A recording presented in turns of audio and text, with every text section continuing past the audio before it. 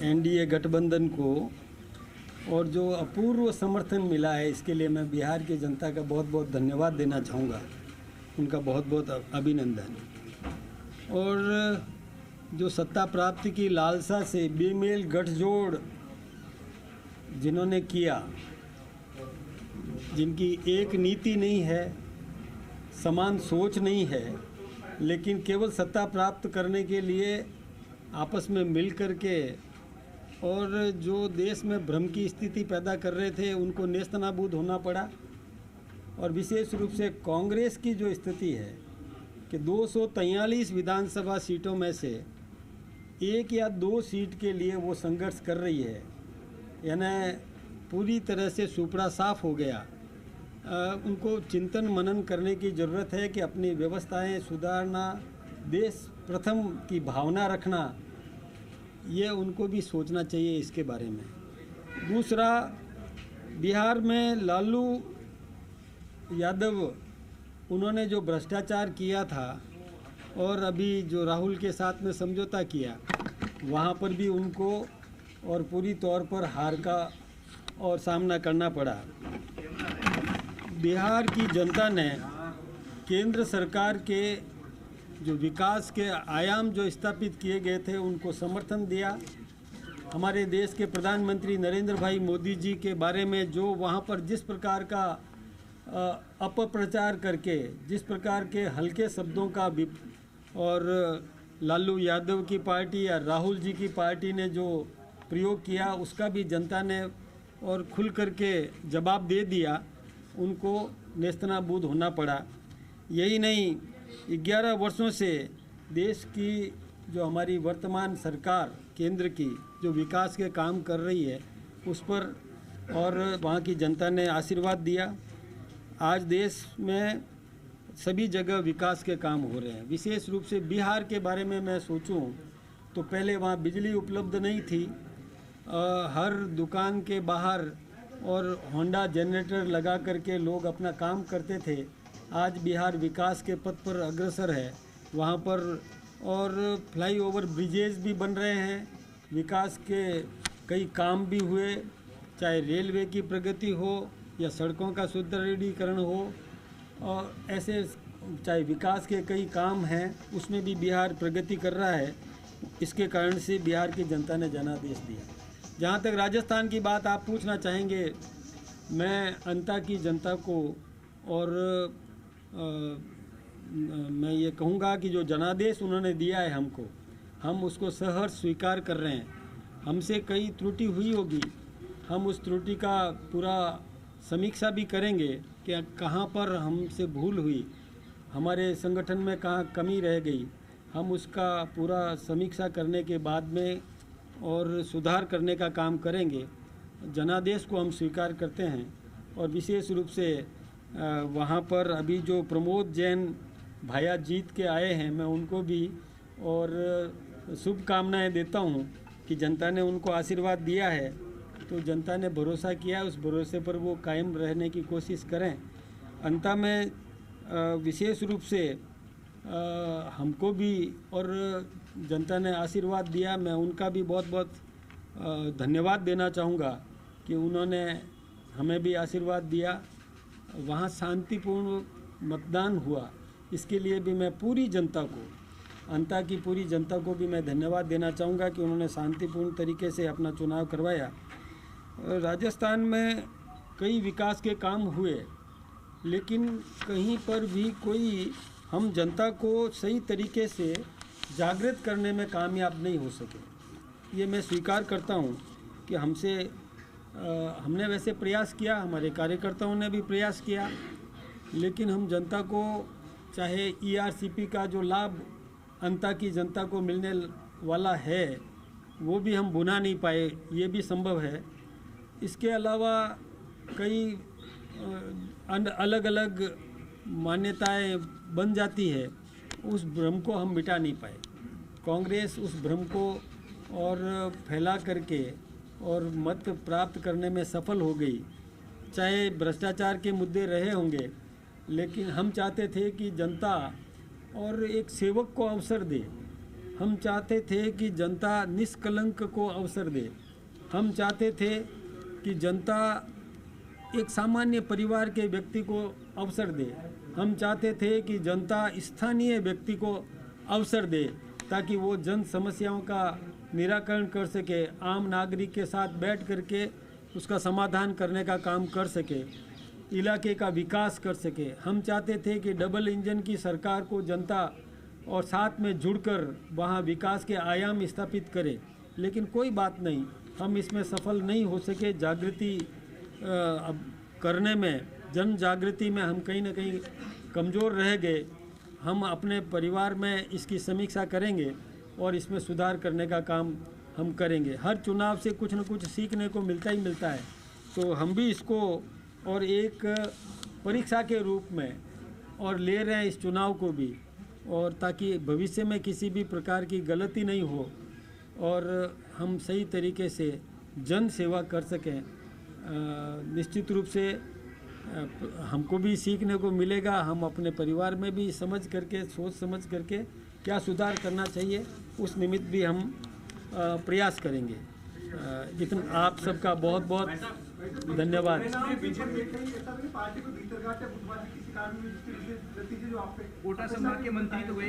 मैं एक जल्दबाजी में कुछ भी कहना नहीं चाहूँगा। हमारे पास में समय है, इसकी समीक्षा हम करेंगे, निष्पक्ष रूप से हम समीक्षा करेंगे। कहीं कुछ ऑपरेशन भी करने पड़े हम करेंगे, जो कुछ भी सुधार करना पड़ा हम निश्चित रूप से करेंगे। भाई साहब, जिस तरीके से संगठन ने बिहार में काम किया उसी तरीके से अन्य राज्यों में काम करने की आवश्यकता है, क्या कहना चाहेंगे? देखिए, बिहार में संगठन ने अच्छा काम किया, सभी स्थानों पर संगठन सही काम कर भी रहा है।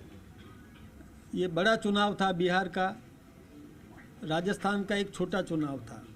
बिहार की जनता ने ये तय किया कि बिहार का विकास कौन कर सकता है, उसको चुन करके भेजो, क्योंकि वो सरकार कैसी बननी चाहिए। डबल इंजन की सरकार बनाने के लिए वहाँ जनता ने वोट दिया। यहाँ पर सरकार में कोई परिवर्तन होने वाला नहीं था।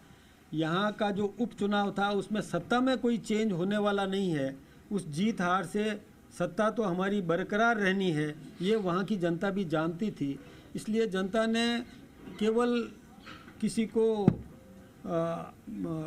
मतलब समर्थन दे दिया, किसी का विरोध कर दिया, तो एक सीट से कोई बहुत बड़ा अंतर आने वाला नहीं है। इसलिए उपचुनाव के मुद्दे अलग होते हैं और आम चुनाव के मुद्दे अलग होते हैं। आम चुनाव में सत्ता मिलती है किसी को, सत्ता परिवर्तन होता है, सत्ता किसको दी जाए ये निर्णय होता है। लेकिन उपचुनाव एक छोटा चुनाव होता है, उसमें अलग मुद्दे होते हैं। तो जनता को हम कहीं ना कहीं नहीं समझा पाए होंगे इस विषय को, हम इसको सुधार करेंगे। कहा जाए ये अलार्म था और ये अलार्म बज गया है और हार के भी जीतने वाले को बाजीगर कहते हैं, तो आप आगे जीतने की कोशिश करेंगे? देखिए, कोई भी आपने कभी लॉन्ग जंप किया हो तो आपको पता चलेगा कि पहले पीछे जाना पड़ता है और पीछे जा कर के दौड़ के आप लॉन्ग जंप कर सकते हो। तो हम लॉन्ग जंप की तैयारी कर रहे हैं, थोड़ा पीछे आ गए, कोई बात नहीं, सीखने को मिलेगा। उस सीख को हम काम में लेंगे और आगे के चुनावों में ध्यान रखेंगे। कई लोग ऐसा कह रहे हैं कि इसमें वसुंधरा राजे की हार हुई लेकिन कई नेता जीत गए, क्या ऐसा माना जाए? नहीं, हमने देखिए, हमारी कॉमन रेस्पॉन्सिबिलिटी है और सबसे ज़्यादा यदि रेस्पॉन्सिबिलिटी किसी की है तो मेरी अपनी है। विपक्ष कह रहा है कि जनता भाजपा की नीतियों से खुश नहीं है, इसके ऊपर क्या कहना चाहिए?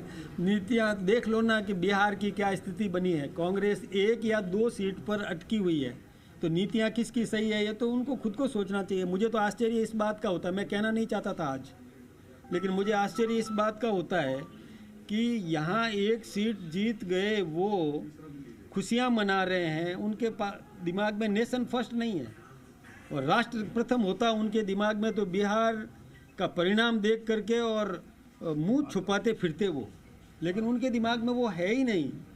ताल ठोक रहे हैं कभी और ठीकरा फोड़ते हैं ईवीएम पर। अरे ईवीएम पर ठीकरा फोड़ते तो फिर राजस्थान क्या हो गया, कैसे जीत गए, इस बात को वो समझते नहीं, सोचते नहीं। देखिए, कभी भी कोई भी स्टेटमेंट राजनेता देता है, उस राजनेता को समग्र दृष्टिकोण से सोच समझ करके और स्टेटमेंट देना चाहिए। किसी भी प्रकार से एक तत्काल कुछ भी सुर्खियां बटोरने के लिए कुछ भी कह देना, मैं सोचता हूं कि ये अस्वीकार्य है। मैं स्वीकार करता हूं ना कि ये जवाबदारी मेरी अपनी है, मैं किसी दूसरे पर दोष नहीं देता, क्योंकि संगठन का मुखिया होने के नाते पूरी जवाबदारी मैं अपने ऊपर ले रहा हूं, पूरी जवाबदारी मेरी है।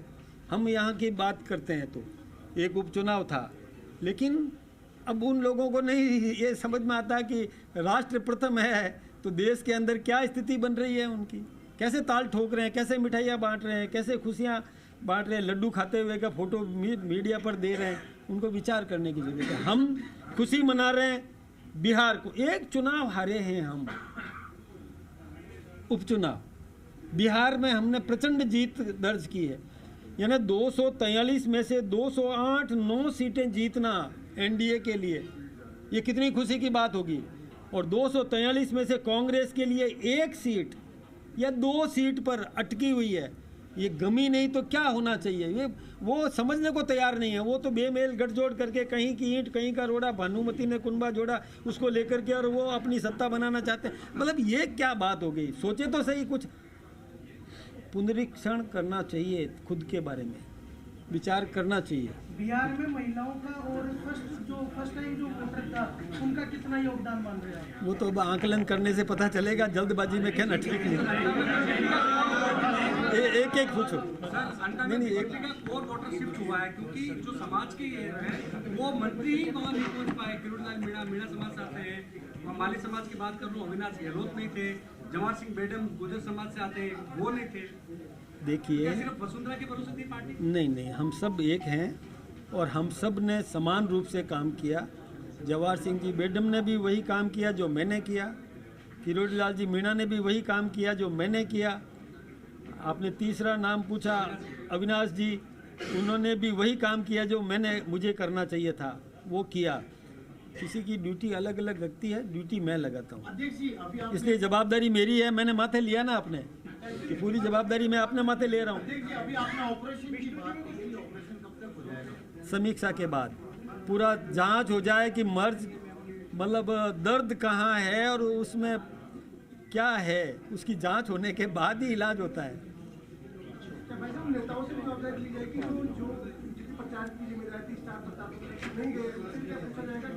नहीं, ऐसा नहीं है कि वो नहीं गए, हमने नहीं लगाया। जिसको हमने लगाया, क्यों, जवाबदारी पार्टी की होती है। अध्यक्ष होने के नाते मैं अपनी जवाबदारी लेता हूं कि मैंने जिसको जहां लगाया उसने वहां काम किया। अब मैंने नहीं लगाया तो नहीं लगाया, तो ये गलती तो आप ये किसी का दोष दो तो मुझ पे दो। देखिए, एक बात सामने आ रही है अंतर विधानसभा उपचुनाव में, जो नेता टिकट मांग रहे थे आपके, उन नेताओं ने भितरघात किया, उनकी सक्रियता वहाँ नजर नहीं आई। आपके कुंडला सिंह कहीं चुनाव में नजर नहीं आए, आनंदगढ़ का आपके कहीं चुनाव में नजर नहीं आए। तो जो वोट टिकट मांग रहे थे उन्होंने भितरघात किया, ये आपके कार्यकर्ताओं का कहना, क्या इसकी जाँच करवाएंगे? जांच, निश्चित जांच का विषय है, ये जांच करें। ठीक साहब। नरेंद्र मोदी जिंदाबाद, नरेंद्र मोदी जिंदाबाद,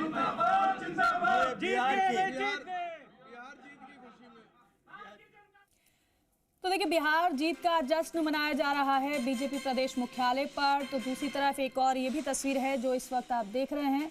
कुल मिलाकर क्योंकि सौम्य सरल स्वभाव मदन राठौड़ का है और उसी तरीके से सौम्यता से, सरलता से उन्होंने इस बात को स्वीकार लिया कि जो कमियां हैं, त्रुटियां हैं, उस पर ध्यान देंगे, उसे सुधारा जाएगा। लेकिन बिहार की जीत को लेकर गदगद नजर आए हैं और इस बात का जिक्र भी उन्होंने किया और साथ ही साथ